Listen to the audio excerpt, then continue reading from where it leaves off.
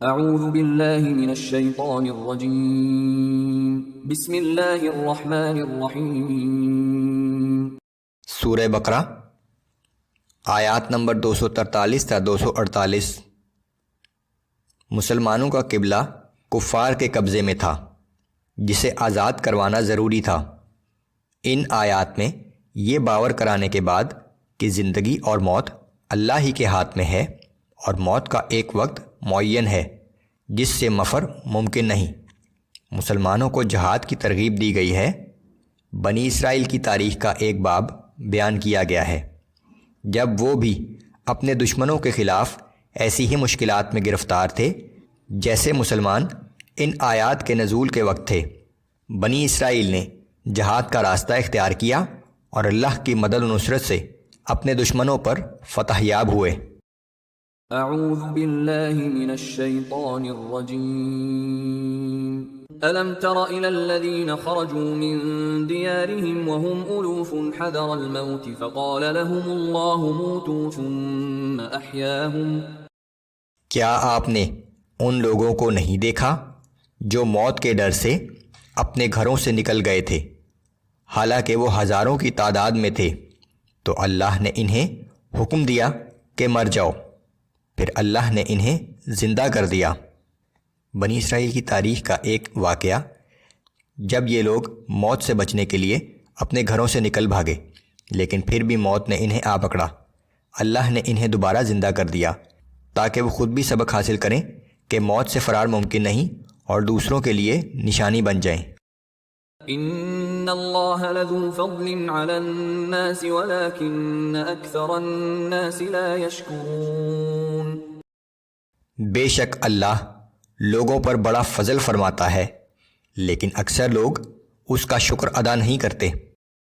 وقاتلوا فی سبیل اللہ واعلموا ان اللہ سمیع علیم۔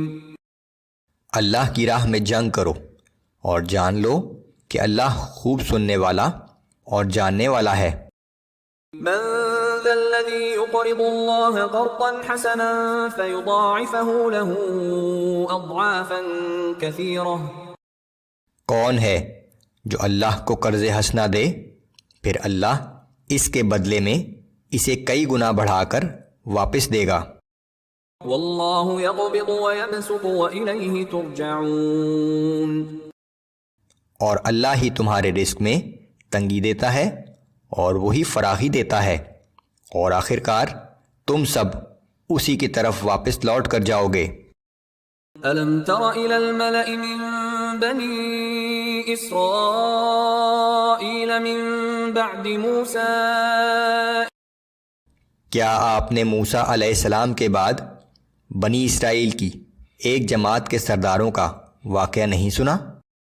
اذ قالوا لنبی لهم ابعث لنا ملکا نقاتل فی سبیل اللہ۔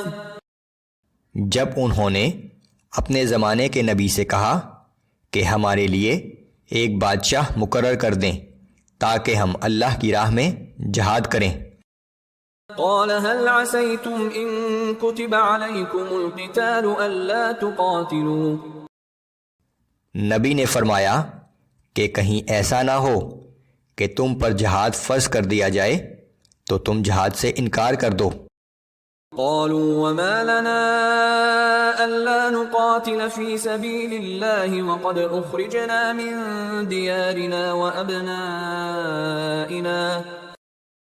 وہ کہنے لگے کہ بھلا ہم اللہ کی راہ میں جہاد کیوں نہ کریں گے حالانکہ ہمیں اپنے گھروں سے بے گھر اور اولاد سے جدا کر دیا گیا ہے۔